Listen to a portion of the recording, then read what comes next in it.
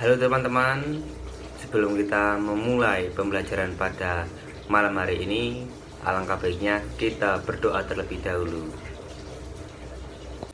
Dalam Bapa, Putra, Roh Kudus, amin. Allah Bapa yang Maha Kasih, puji dan syukur kami haturkan kepadamu, karena Engkau masih mau menemani hamba hingga pada malam ini. Ya Bapa, sebentar lagi anakmu hendak belajar, berkatilah sepanjang kami belajar ini. Semoga apa yang kami pelajari hari ini berguna bagi kedepannya, amin. Dalam Bapa, Putra, Roh Kudus, amin. Halo teman-teman semuanya dan Pak Greg, selamat malam Pak Greg dan teman-teman sekalian. Bagaimana kabarnya hari ini? Baik kan pastinya?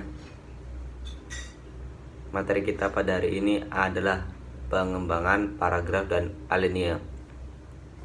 Ketika membuat teks bahasa, kita tentu musuhnya dalam bentuk paragraf-paragraf atau alinea-alinea. Ada yang tahu apa itu alinea? Alinea tidak lain dari suatu kesatuan pikiran, suatu kesatuan yang lebih tinggi atau lebih luas dari kalimat.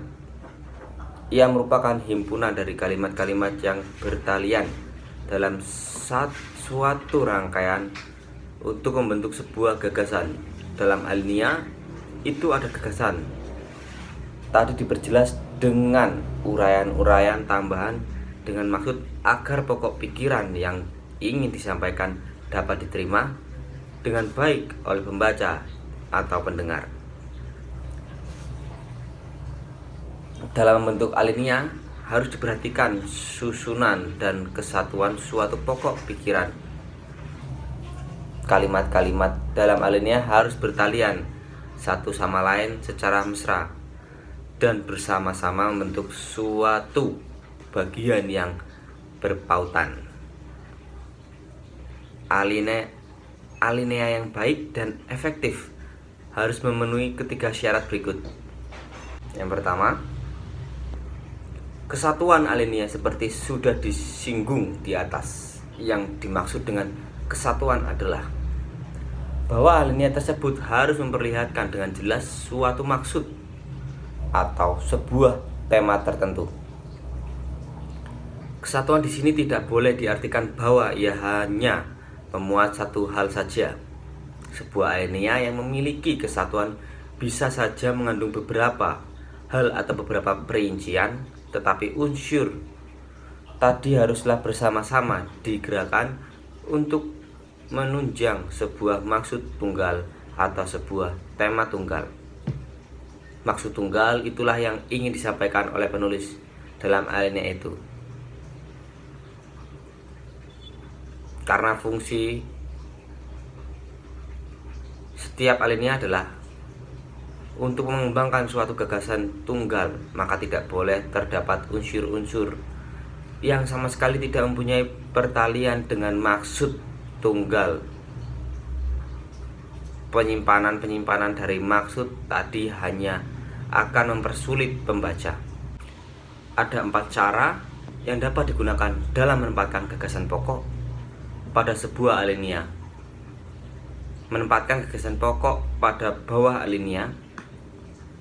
2. Menempatkan gagasan pokok di akhir alinea sehingga merupakan kesimpulan dari isi alinea tersebut. 3. Menempatkan gagasan pokok pada awal, kemudian diulangi lagi pada akhir alinea. 4. Menempatkan gagasan pokok pada seluruh bagian alinea. Jadi, kalimat-kalimat yang terdapat pada alinea tersebut seluruhnya merupakan satu gagasan pokok. Jadi, dalam tulisan-tulisan yang baik terdapat 4 macam-macam untuk menempatkan sebuah kalimat topik atau kalimat utama. Kalimat utama pada awal alinea, pengertian awal alinea ini dapat merupakan kalimat pertama, dapat juga kalimat kedua, dengan menempatkan kalimat pokok pada awal alinea. 2. Kalimat utama pada akhir alinea, kalimat topik dapat pula ditempatkan pada bagian akhir dari alinea. Dalam hal ini, alinea bersifat deduktif. alinea semacam ini harus disusun sedemikian macam sehingga dapat mencapai klimaks dalam kalimat pokok yang terdapat pada akhir alinea itu. Cara ini lebih sulit tetapi lebih efektif, terutama dalam mengemukakan argumentasi. Contoh, alinea di atas jelas memperlihatkan bahwa gagasan utama tersebut terdapat pada akhir yang terakhir, yang sekaligus menjadi kalimat topiknya. Pada kalimat-kalimat sebelumnya merupakan penjelasan atau pokok-pokok pikiran yang lebih kecil yang disusun sekian macam. 3. Kalimat utama pada awal dan akhir alinea. Kalimat topik dapat ditempatkan bagian awal dan di bagian akhir dari alinea. Dalam hal ini, kalimat terakhir sering mengulangi gagasan dalam kalimat pertama dengan sedikit tekanan atau variasi. Contoh, kutipan di atas menunjukkan bahwa kalimat topik yang terdapat pada awal alinea tiap bahasanya mempunyai sistem ungkapan yang khusus dan istimewa. Makna yang khusus pula diulangi kembali pada akhir alinea, tetapi tidak sedikit pun perubahannya. 4. Kalimat utama pada seluruh alinea kalimat topik atau kalimat utama dapat juga termuat dalam seluruh alinea. Dalam hal ini tidak terdapat kalimat yang khusus yang menjadi kalimat topiknya. Alinea semacam ini biasanya digunakan atau dijumpai dalam uraian-uraian yang bersifat deskriptif atau naratif.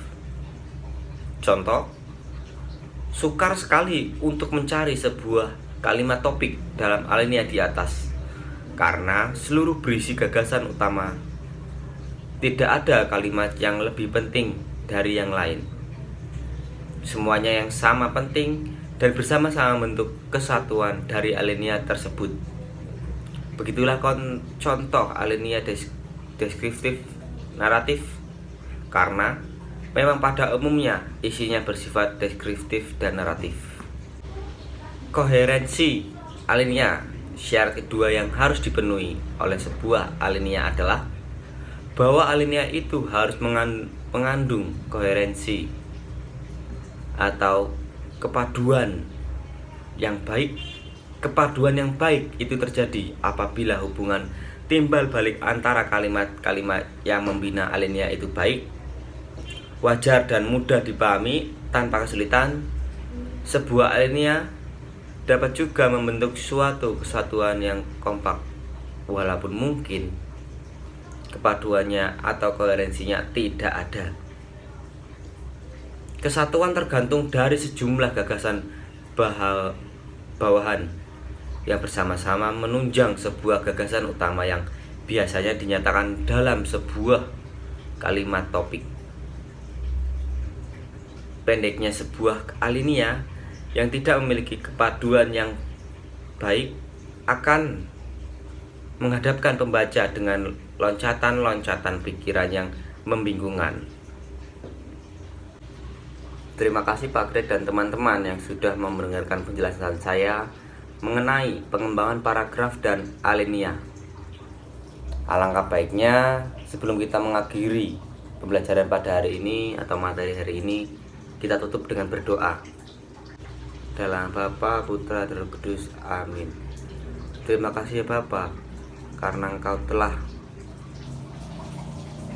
menemani kami di sepanjang kami belajar tadi. Semoga apa yang kami pelajari tadi berguna bagi kami, dan apa yang kami dapat dari pelajaran ini dapat mengembangkan iman kami. Amin. Dalam Bapa, Putra, Roh Kudus. Amin.